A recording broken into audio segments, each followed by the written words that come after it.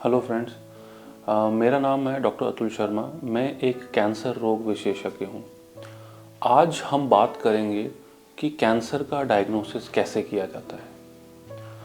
अक्सर हमारे पास लोग जो आते हैं या पेशेंट्स मरीज़ जो हमारे पास आते हैं, उनको किसी न किसी परेशानी के लिए, किसी न किसी दिक्कत के लिए जब वो किसी डॉक्टर के पास जाते हैं तो उनके डॉक्टर उन्हें कहते हैं कि हो सकता है कि आपको कैंसर होने की संभावना है, ऐसा शक है।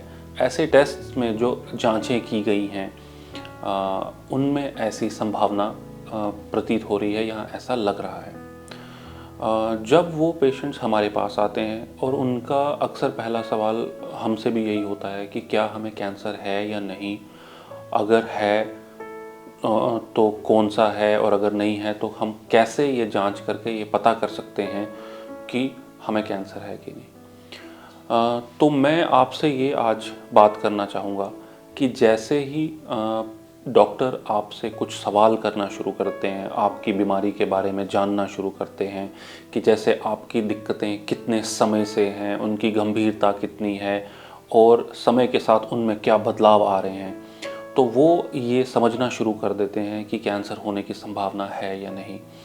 और फिर वो आपकी जांच करते हैं जिसे हम एग्जामिनेशन कहते हैं, क्लिनिकल एग्जामिनेशन। शरीर के किसी हिस्से में अगर कोई गांठ है जो बढ़ रही है, अक्सर हमें वो कैंसर होने की संभावना देती है। जब हम उस गांठ की जांच करते हैं, हम उसमें कुछ ऐसे उसके लक्षण ऐसे होते हैं जो हमें देख के हमारा शक या उसके कैंसर होने की संभावना अधिक होती हुई नज़र आती है। फिर हम कहते हैं कि हम कुछ जांचें और करना चाहेंगे क्योंकि हम इसे 100% समझना चाहते हैं कि वो कैंसर है और किस प्रकार का है, ताकि हम उसका निदान कर सकें।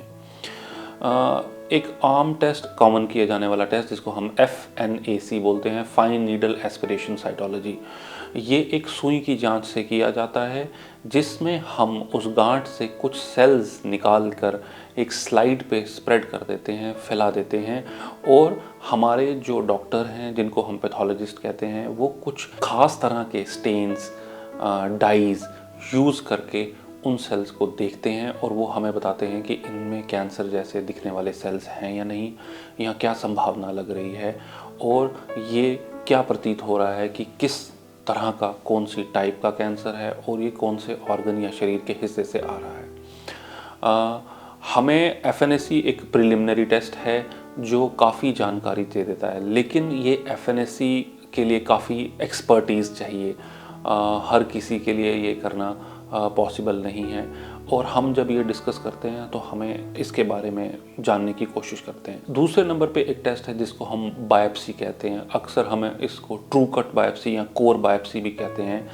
ये यूजुअली एक नीडल या गन से की जाती है, लेकिन कभी कभी शल्य चिकित्सक या कि सर्जन बायोप्सी करते हैं। इसे टुकड़े की जांच कहा जाता है। तो उस गांठ में से या शरीर के किसी हिस्से में से एक छोटा सा टुकड़ा लिया जाता है जिसको हम कहते हैं कि this will be representative of the whole of the swelling.